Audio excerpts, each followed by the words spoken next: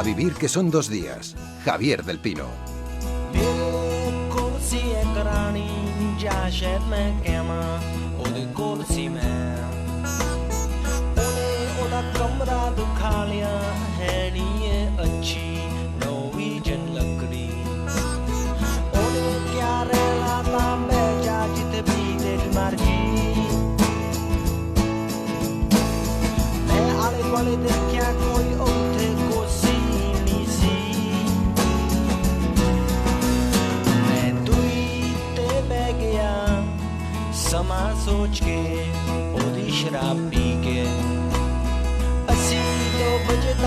Ramón Lobo, buenos días. Muy buenos días, ¿qué tal? ¿Cómo seguiste ayer lo de la infanta con devoción? Infanta, ¿sabes lo de la infanta, no? ¿Quién es la infanta? La Yo infanta no conozco ninguna infanta. Es la hija mayor. Ah. No princesa. No, ya, creo que caigo. Bueno, sí, soy un poco por Twitter y me gustó mucho un tuit de una mujer que se llama Julia Cott que decía que si yo fuera la infanta diría que todo ha sido invención de Mia Farrow. Le he estado entrenando para decir eso, ¿no? Sí, no sé, no he seguido mucho el tema porque, bueno, es un partido que ya sé el final. De todas maneras, te recomiendo que lo sigas por el diario La Razón. Es que te ríes mucho, es divertido. Diario La Razón, si fuera... Es que es diario. A mí me gusta más una revista de humor un poco más espaciada. El tiempo está a favor de los pequeños, de los desnudos, de los olvidados. Vamos a hablar de cosas que realmente deberían importarnos un poco más. El domingo pasado se celebraron elecciones presidenciales en El Salvador. La victoria fue para el excomandante guerrillero Salvador Sánchez Cerén, del Frente Farabundo Martí de Liberación Nacional, que se quedó a unas décimas de la mayoría absoluta con un 49% de los votos, ¿no, Ramón? Sí, puede tener problemas en la segunda vuelta en marzo porque el número 2, el que quedó segundo, es Norman Quijano, que es el líder de Arena, que es el Partido Conservador, que consiguió un 39%, y en tercer lugar quedó Antonio Saca, que ya fue presidente por Arena, que es un disidente de Arena, y se supone que si los dos pactan, pues si le hacen caso sus votantes, podrían llegar al 51%. Hablamos de un país con violencia, corrupción, con pobreza. Fueron también los temas que marcaron la campaña electoral, porque los índices de pobreza en ese país han crecido de manera significativa en los últimos 10 años, llegan a un 47,5% en el 2012. El deterioro económico e institucional también ha propiciado el surgimiento de muchos grupos de crimen organizado de los que hablamos de vez en cuando, ¿no, Ramón? Hacen auge en El Salvador, uno de los estados más corruptos de América Latina. ¿Y qué pasa por tu mente? ¿Te arrepientes, por ejemplo, de haber asesinado a alguien o no? No. ¿No? ¿Era contrario? ¿Sí? Sí. ¿A cuántos 13 mataste? O sea, no, nunca los conté. Pues, fueron hartos. Sabes que una guerra entre pandillas siempre va a ser, si no van a haber pandillas, si no, ¿para qué están las pandillas? Va a ser una guerra entre nosotros mismos. Esto pertenece a un documental emitido en Chilevisión sobre estas bandas, también llamadas maras, que durante años han esparcido su violencia en Honduras, en Guatemala, en El Salvador, y cuyo modus operandi es la extorsión, el impuesto de guerra.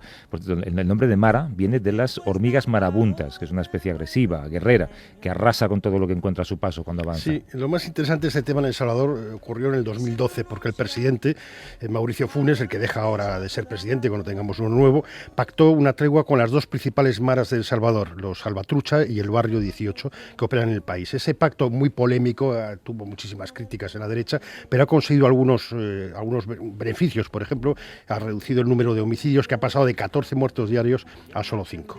Esa tregua ha dado una oportunidad de reducir la violencia, pero realmente se puede exterminar la criminalidad de un establecimiento tan peligroso como es el de las maras. Vamos a saludar a Roberto Valencia, que es periodista del periódico digital salvadoreño El Faro. Hola, Roberto, ¿cómo estás? Muy buenos días. Buenos días. ¿Que El Salvador permanezca libre de violencia pasa porque el gobierno pacte con estructuras criminales? ¿Cuántas horas tenemos? Media. Vaya. Mira, yo no sé si pasa por eso o no pasa. Yo solo sé que yo llevo viviendo en El Salvador desde 2001.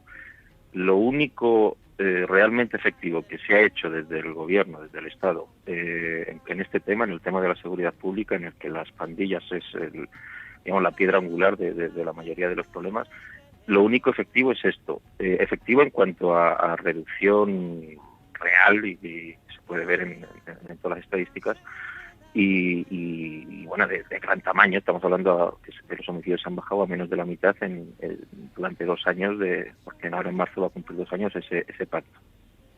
Roberto, tú eres una de las personas que más sabe de maras y has estado muy cerca de las maras para informar.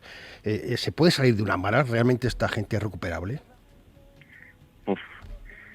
Es muy complicado. Existen unas pequeñas puertas de salida, pero que las mismas pandillas se encargan de que sean pequeñas. Y en realidad yo la gente que conozco, porque estamos hablando ya de un problema que en El Salvador tiene 20, 25 años, es decir, hay pandilleros de 45, 50 años.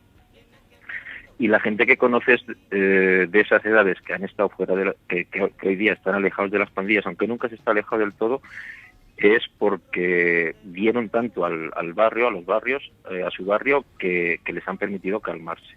Otra vía de salida, pero claro, ya te expones a ser un blanco de por vida, es enemistado con la pandilla, pero claro, eso te convierte en una diana.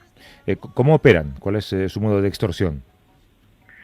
Vaya, sí, la extorsión se maneja como que es el principal rubro de ingresos para esta pandilla. Es muy fácil, un día te llega una llamada o, por ejemplo, las rutas de autobuses es uno de los gremios, las empresas de autobuses es uno de los gremios más afectados, y vienen unos muchachos y te dicen tienes que pagar tanto a la semana y si no, atento a las consecuencias. Si pagas, pues tú sigues operando, y si no, pues te matan al conductor, al que cobra los billetes. Es así, y eso aplica a tienditas, a empresas pequeñas. Una de las razones por las que este es un problema especialmente grave es porque ahora parece que se está corrigiendo esto en esta nueva coyuntura, pero esto de las extorsiones y de las rentas a quien más afecta es a los sectores medio y medio bajo. Es decir, no pensemos que se van a extorsionar a la gran multinacional, a la empresa X de 300 o 400 trabajadores, que también de una manera indirecta, pero a quien suele ser extorsionado es la tiendita de la esquina, el pequeño distribuidor que lleva las botellas de bebida o el café a esa tiendita. Roberto, ¿y todo este sistema es exportable a otros países? ¿Hay peligro de que se extiendan en España?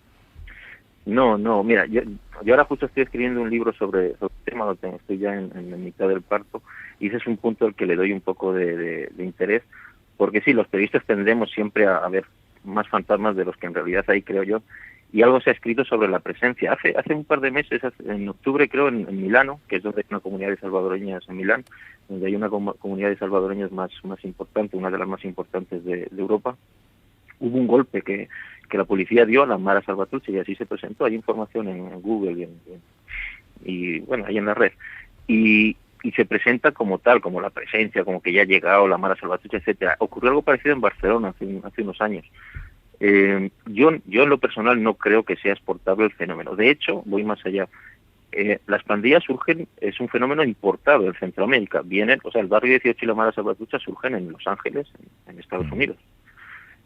Ni siquiera las pandillas, esas mismas letras y esos mismos números, Mara Salvatrucha, barrio 18, en Estados Unidos y en El Salvador, son el mismo fenómeno. No lo son. Porque para que adquiera esas connotaciones tan dañinas que tiene en Centroamérica, en El Salvador en concreto, se necesita ese caldo de cultivo, y ese caldo de cultivo no existe en España.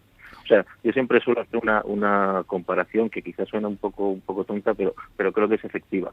Si ahora agarráramos a los 1000 pandilleros salvadoreños con el con el currículum delictivo más grave, y los soltáramos en Madrid, yo creo que tendríamos 6 días, 6 semanas o 6 meses con una intensa actividad delictiva en Madrid, pero el problema terminaría en cuanto a la policía hiciera su trabajo. Es decir, no se iban a crear las condiciones para que el fenómeno social que es en Centroamérica, las pandillas, cuajara. Roberto Valencia, periodista del periódico digital salvadoreño El Faro. Gracias, Roberto. Un abrazo. Bueno, se cuida. Hasta luego. Dobry wieczór, Sochi. Dobry wieczór, Russia. Good evening, dear athletes. Para llevar la cuenta atrás, en muchas ciudades rusas se habían instalado cronómetros 1000 días antes del evento. El momento llegó. El viernes pasado se inauguraron los Juegos Olímpicos de Invierno de Sochi 2014. Por fin. Sí, unos juegos que están dando mucho que hablar. Sochi es un centro turístico costero más famoso de Rusia. El preferido de Putin, ahí se descamisa y monta a caballo. Sí. Putin, que es un hombre de San Petersburgo, que vive en Moscú, pues ha elegido Sochi, que es le parece cálido, aunque... Sí, además es un sitio que había que construir, con lo cual está bien para la industria, para los mafiosillos, las comisiones, la corrupción en general. Pero está cerca de las montañas del Cáucaso, yo creo que a unos 400 kilómetros como mucho de Chechenia, si no recuerdo mal. Sí, está muy cerca y ese es uno de los peligros que se manejan, la seguridad. De hecho, se dice que los americanos en un barco por la zona, por si acaso pasa algo, cogerá sus aletas y sacarlos. Sí, no creo que pase nada. Siempre hay una amenaza terrorista desde que ocurrió lo de Múnich con los atletas israelíes, pero no creo que... Aquí la amenaza es xenófoba, ¿no? La antorcha olímpica está ya brillando en Sochi, es una antorcha que ha tenido que hacer la carrera más larga de la historia, 65.000 kilómetros, 2.900 ciudades y pueblos, ha cruzado todos y cada uno de los 9 usos horarios rusos, ha pasado incluso por la Estación Espacial Internacional.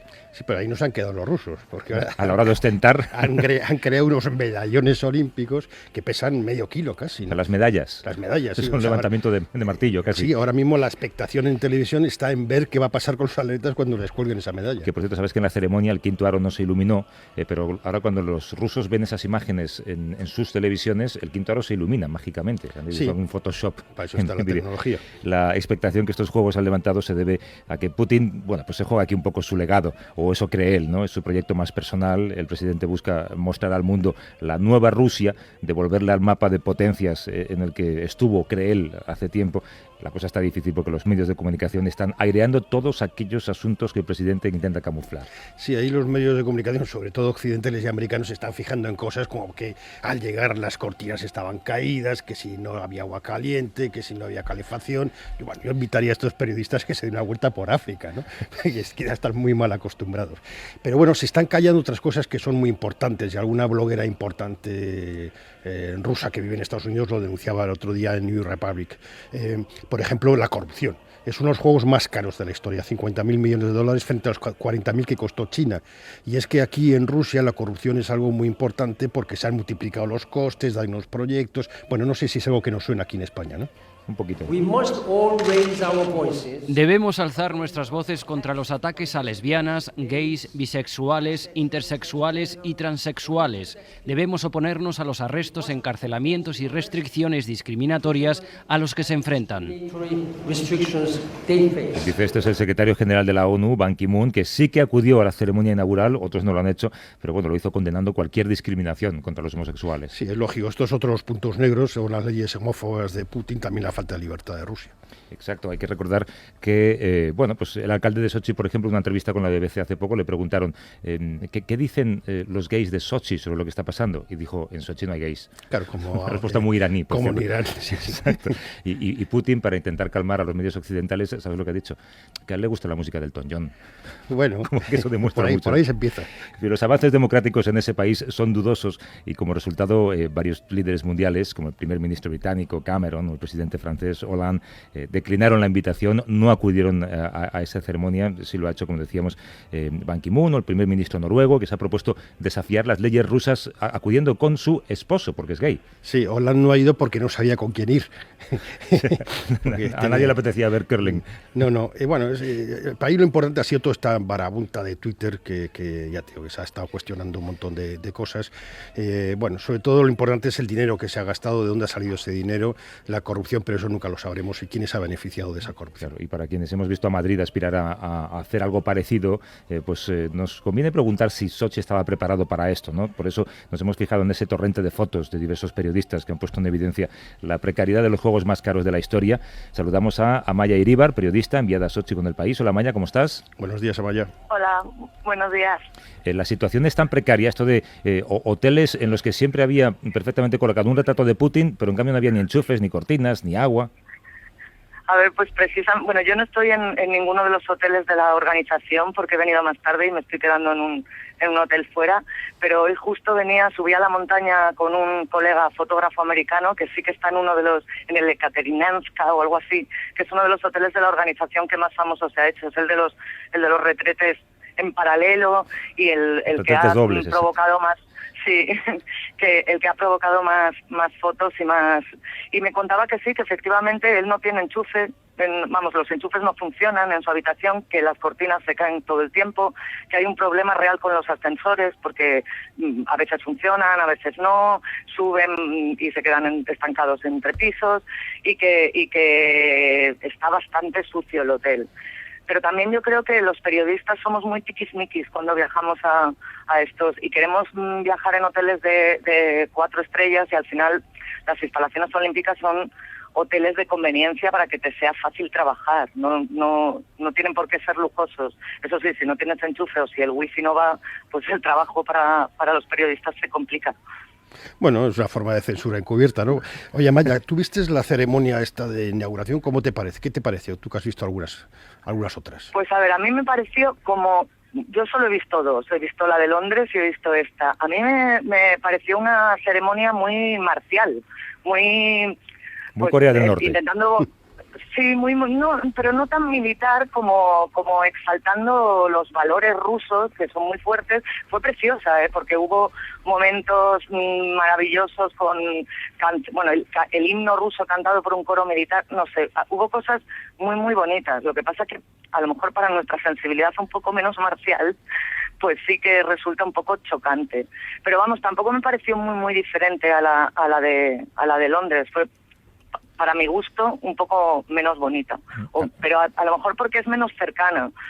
La de Londres fue preciosa porque había un montón de cosas en las que nos podíamos sentir identificados como occidentales, y Rusia no es un país occidental, tiene otros valores, otros sentimientos, pero la gente que estaba en el pabellón, los rusos salieron con un subidón. Amaya Iríbar, periodista, enviada con El País a Sochi. Gracias, Amaya, un abrazo. Un abrazo. Un beso, gracias, Sara. Había una periodista que decía en Twitter que como el agua de las habitaciones no se puede usar porque hay un cartel que pone no usar este agua en la cara porque provoca heridas, se tiene que lavar la cara con Evian, como la Kardashian, ¿no? Con agua de...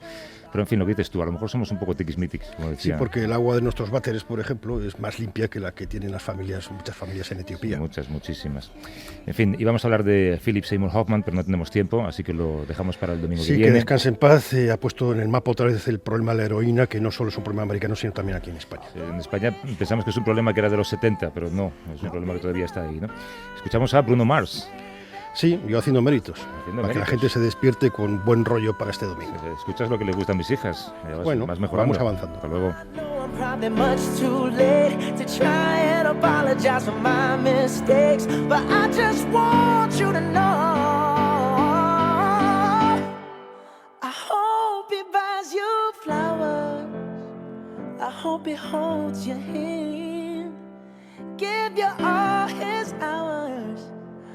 When he has the chance, take you to every party, 'cause I remember how much you loved to dance. Do all the things I should have done when I was your man. Do all the things I should have done when I was your man. A vivir que son 2 días. Javier del Pino.